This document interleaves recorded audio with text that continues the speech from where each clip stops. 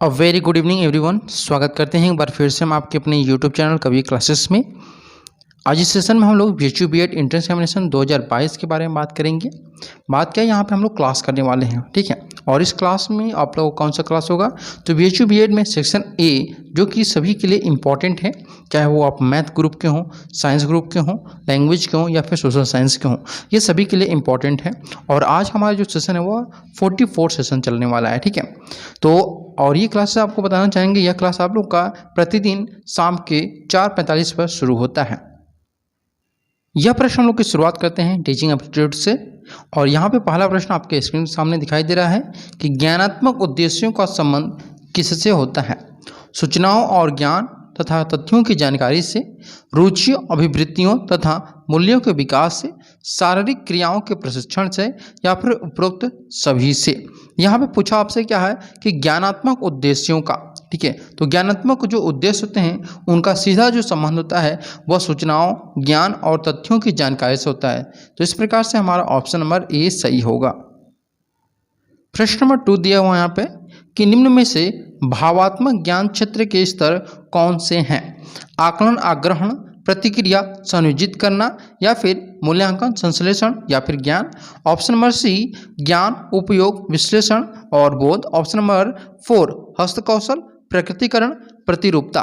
तो यहाँ पे आपको बताना चाहेंगे कि भावात्मक ज्ञान क्षेत्र जो होता है उसका स्तर जो होता है वह क्या होता है, आकलन होता है, आग्रहण होता है, प्रतिक्रिया होता है, संयोजित करना होता है। तो इस प्रकार से हम लोग का यहाँ पे बोल सकते हैं कि भावात्मक ज्ञान क्षेत्र का जो स्तर होते हैं वह ये आपके 4 होते हैं।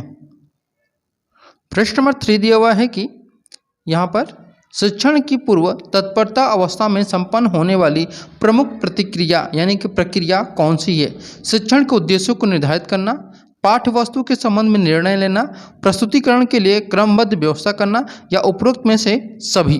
तो यहाँ पे ध्यान रखिएगा कि शिक्षण जब भी आप लोग टीचिंग करते हैं तो उसके पहले जो आप लोग की तत्परता अवस्था होती है उसको संपन्न करने वाली जो प्रमुख प्रक्रिया है उसमें आपका शिक्षण के उद्देश्यों को निर्धारित करना भी है, पाठ्यवस्तु के संबंध में निर्णय लेना भी है, प्रस्तुतिकरण के लिए जो क्रमबद्ध व्यवस्था उसे भी करना आपको जरूरी है। तो ऑप्शन नंबर डी हम लोग यहाँ पे लगा सकते हैं क्योंकि तीनों ही आप लोग के लिए जरूरी है। प्रश्न नंबर 4 आपके स्क्रीन के सामने दिखाई दे रहा है। यहाँ पे निम्नांकित में से कौन सा सीखने की प्रक्रिया का परिणाम नहीं है। बहुत सारे यहाँ पे अभ्यर्थी ऐसे होंगे जिनको ये समझ में नहीं आ रहा होगा क्योंकि बहुत ज़्यादा ये आप लोग का शुद्ध हिंदी में है, ठीक है। मैं इसको ट्रांसलेट करने की कोशिश किया लेकिन थोड़े से टाइम कम होने की वजह से मैं इसको इंग्लिश में नहीं ट्रांसलेट कर पाया, ठीक है। तो चलिए आप लोग इस तरह से इसको मैनेज कर लिए और अगले सेशन में आप लोग को हिंदी इंग्लिश दोनों में ही प्रश्न देखने को मिलेंगे। तो यहाँ पे देखिए निम्नांकित में से कौन सा सीखने की प्रक्रिया का परिणाम नहीं है। अभिवृत्ति, संकल्पना, ज्ञान या फिर परिपक्वता। तो 4 का जो सही आंसर होगा वह होगा आपका डी। यह आपकी क्या है, सीखने की प्रक्रिया का परिणाम नहीं है। परिपक्वता, अभिवृत्ति, संकल्पना, ज्ञान ये सभी के सभी क्या हैं, सीखने की प्रक्रिया का परिणाम है। अब आते हैं प्रश्न नंबर 5 पर दिया हुआ है अध्ययन करने वाला निम्नलिखित में से किस अन्य नाम से जाना जाता है। जो अध्ययन करने वाला होता है उसे हम किस नाम से जानते हैं, शिक्षार्थी के नाम से, छात्र के नाम से, अध्येता के नाम से या फिर ये सभी।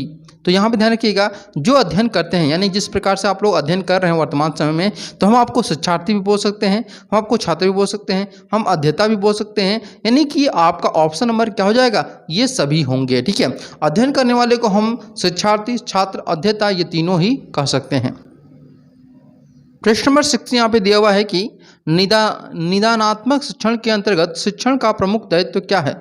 छात्रों के प्रति व्यवहार, छात्रों के पूर्व व्यवहार का निर्धारण करना, छात्रों की वैयक्तिक व्यवहार संबंधी सूचनाओं का संकलित करना, कार्य विश्लेषण करना या उपरोक्त में से कोई भी नहीं आंसर। तो यहाँ पे आपका ऑप्शन नंबर डी से होगा कि निदानात्मक शिक्षण के अंतर्गत शिक्षण का प्रमुख दायित्व उपरोक्त में से कोई भी नहीं है।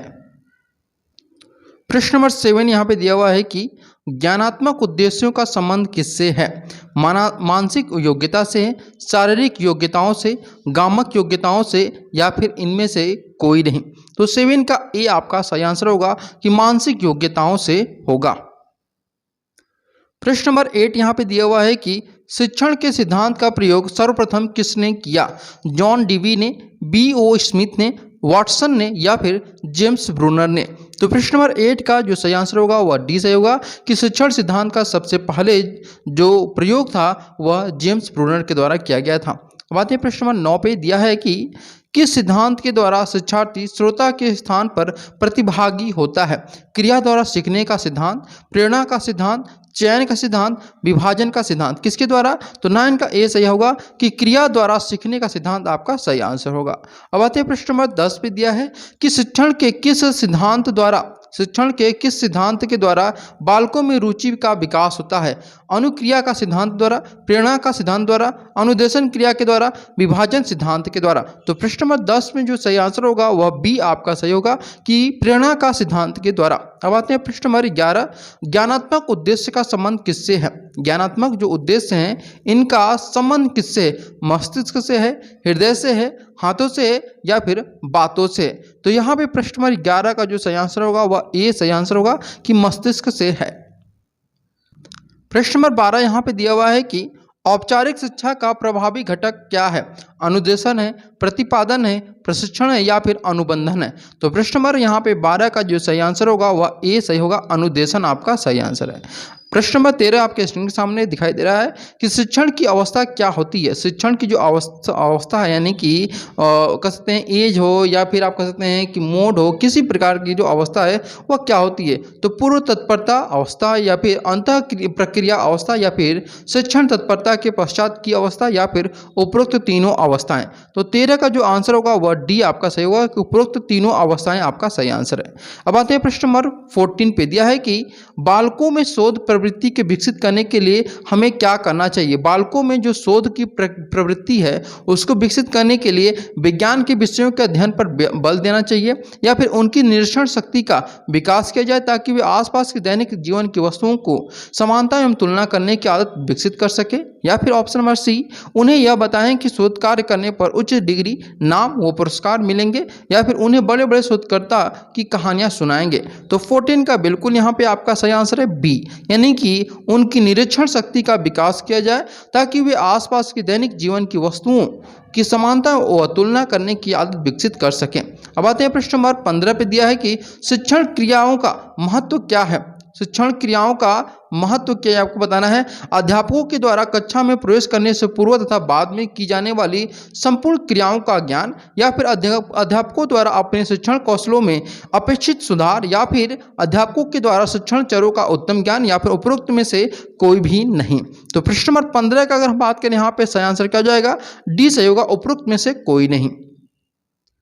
प्रश्न नंबर 16 दिया हुआ यहाँ पे कि निम्नलिखित में से कौन सी एक प्रक्रिया शिक्षण के पूर्व तत्परता से संबंधित नहीं है। शिक्षण की युक्तियों एवं प्रविधियों संबंधी निर्णय लेना, विशिष्ट पाठ्य वस्तु के लिए युक्तियों का विकास करना, छात्रों से मूल्यांकन संबंधी प्रश्न पूछना या फिर प्रस्तुतिकरण की क्रमबद्ध व्यवस्था करना। तो प्रश्न नंबर 16 का जो सही आंसर होगा वह सी आपका सही होगा कि छात्रों से मूल्यांकन संबंधी प्रश्न पूछना आपका सही होगा।